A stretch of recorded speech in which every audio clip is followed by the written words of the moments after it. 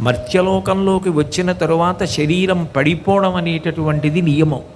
కాలంలో ఎప్పుడు శరీరం పడిపోవాలో అప్పుడు యమధర్మరాజు గారు నిష్పక్షపాతంగా కాలపాశాన్ని మెడలో వేసి లాగుతాడు, అందులో అనుమానం లేదు. కానీ భాగవత గ్రంథంలోనే ఒక మాట ఉన్నది, ఎవరు పరమ ధార్మికులైనటువంటి వారో అటువంటి వారి జోలికి ఆయన వెళ్ళడు. పైగా ఆయనే తన భృత్యులను పిలిచి చెప్తాడు, ఎవరు పరమ భాగవతోత్తములైన వారు ఉంటారో వాళ్ళ పాద ధూళి నా దగ్గరికి తీసుకురండి. వాళ్ళదే కాదు, వారి వారి వారి వారి చేరిన వారి వాళ్ళతో కూడి ఉన్నటువంటి వాళ్ళ జోలికి కూడా వెళ్ళొద్దు. వాళ్ళకి ప్రాణోత్క్రమణ సమయమైనప్పుడు లేత ఆకులో వాళ్ళ పాదములకు అంటి ఉన్నటువంటి రజస్సుని తీసుకురండి, నేను నా కిరీటం మీద వేసుకుంటాను, తల మీద ధరిస్తానంటాడు. అంటే యముడు ఎవరు ధర్మాత్మలో అటువంటి వారి యొక్క మెడ మీద పాశాన్ని వెయ్యడు.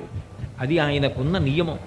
యమధర్మరాజు గారు అంటే కేవలం ప్రాణములు తీసేవాడే కాదు, ఆయనకి ధర్మరాజా అని బిరుదునామా ఉంది.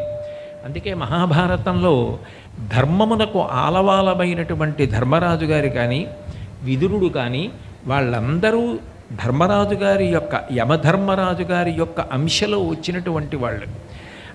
యథార్థముగా మాట్లాడాలి అంటే ఆ ధర్మం కోసమే భగవంతుడు అవతారములు స్వీకరిస్తాడు. అజాయమానో బహుధా విజాయతే అంటుంది వేదం. నిజానికి భగవంతుడికి అనేక జన్మలెత్తవలసిన అవసరం లేదు.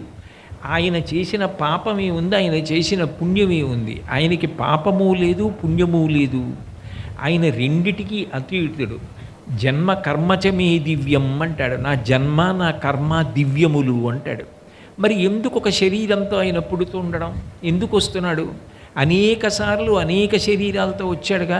వేదోద్ధారణ మందరాభరణ పృథ్వీధర్మ నిర్మాణ ప్రహ్లాదత్రాణ బలిప్రతారణ నృపాహంకార నిర్వాపణ వైదేహీరమణ ధనంజయ జయ వ్యాపార పారీణ చోణీ దివ్యత్కరుణ తమోహరణ తండ్రి వెంకటేశ ప్రభో అని అనేక మార్లు అనేక రూపాలతో అనేక అవతారాలుగా భూమి మీదకు వచ్చాడు కదా.